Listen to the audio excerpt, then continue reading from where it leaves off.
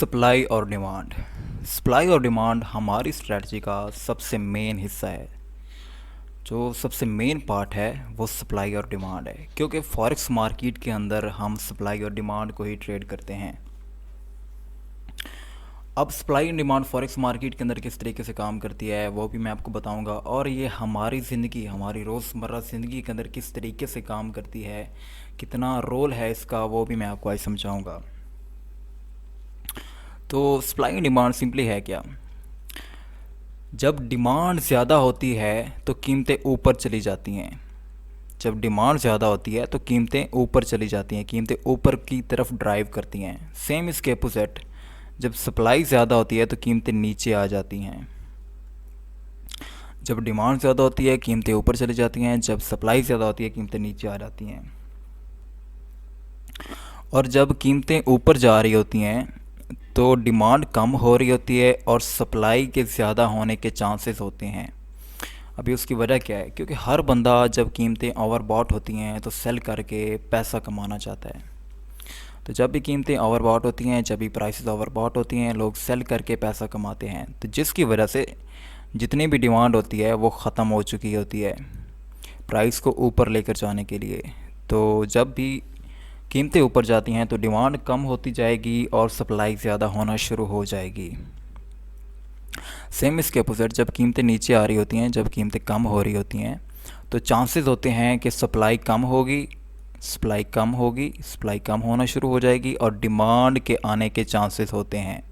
उसकी वजह क्या है कि जितनी भी सप्लाई होती है वो इस्तेमाल हो जाती है मार्केट को नीचे लेकर आने के लिए अभी, और मार्केट में इतनी सप्लाई नहीं होती कि प्राइस को और नीचे लेकर जाया जा सके, जिसकी वजह से डिमांड इंक्रीज़ होना शुरू हो जाती है और सप्लाई डिक्रीज़ होना शुरू हो जाती है और कीमतें दोबारा से ऊपर की तरफ ड्राइव करती हैं।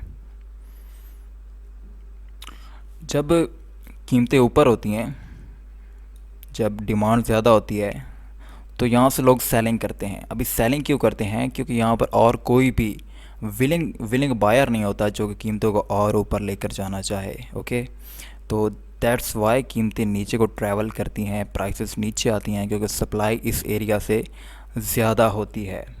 सेम इसके अपोजिट, जब प्राइसेस नीचे आ जाती हैं, जब प्राइसेस नीचे डाउन होती हैं, तो यहाँ पर कोई भी विलिंग सेलर नहीं होता जो कि और चाह रहा हो कि कीमतें और नीचे जाएं।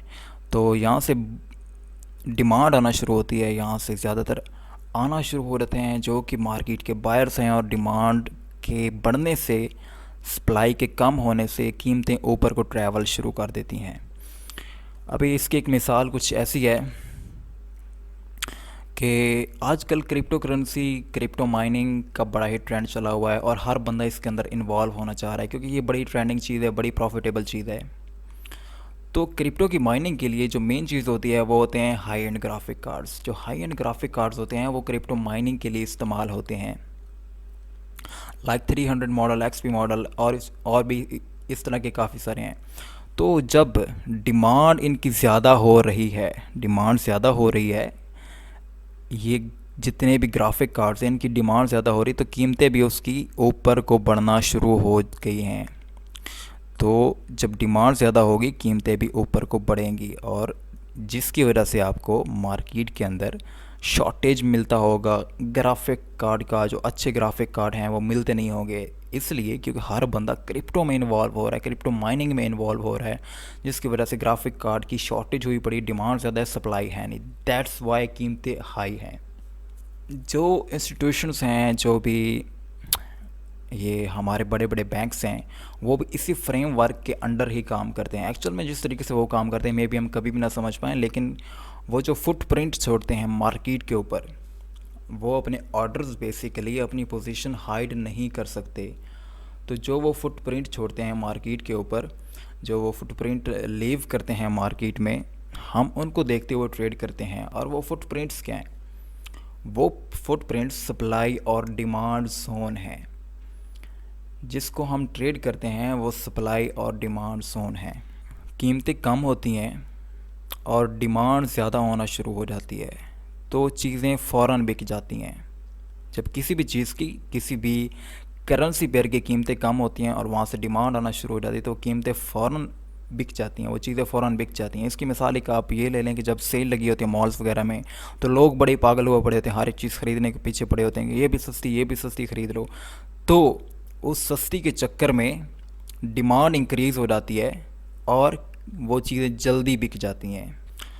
अभी जो इंस्टीट्यूशंस हैं, जो हमारे हैं बड़े बड़े बैंक्स, वो क्या करते हैं कि जब किसी भी स्टॉक की, किसी भी करेंसी पेयर की कीमतें बहुत कम होती हैं, तो वो यहाँ से करते हैं बाय, और तब तक होल्ड करते हैं जब तक कीमतें उसकी उतनी ना हो जाएं जितनी वो चाह रहे हैं, मतलब कि जब तक कीमतें ओवर बॉट ना हो जाएं।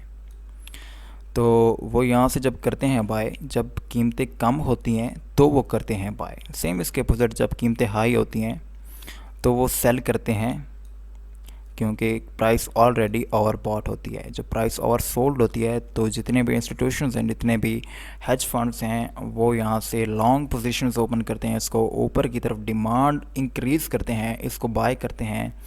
दैट्स वाई प्राइसेस ऊपर की तरफ ड्राइव करती हैं। और जब तक उनका, मतलब कि उन्होंने सस्ते में ख़रीदा, जब तक वो उतना महंगा नहीं होता जितना कि वो सोच रहे हैं, तब तक वो उस स्टॉक को, उस करेंसी पेयर को होल्ड करते हैं और वो तब तक नहीं बेचते। सेम इसके अपोजिट जब कीमतें हाई होती हैं, जब कीमतें काफ़ी ज़्यादा महंगी जब कीमतें हर एक चीज़ महंगी हो चुकी होती है, तो वो सेल करते हैं, वो अपना प्रॉफिट ले लेते हैं। वो क्योंकि इससे और ऊपर जाने के चांसेस नहीं होते, दैट्स वाई वो सेल करते हैं और कीमतें नीचे आ जाती हैं। अभी हम आगे चलते हैं, सप्लाई और डिमांड की कितनी टाइप्स हैं और एक्चुअल में हम उनको चार्ट्स के ऊपर किस तरीके से व्यू कर सकते हैं, किस तरीके से देख सकते हैं और किस तरीके से मैप कर सकते हैं।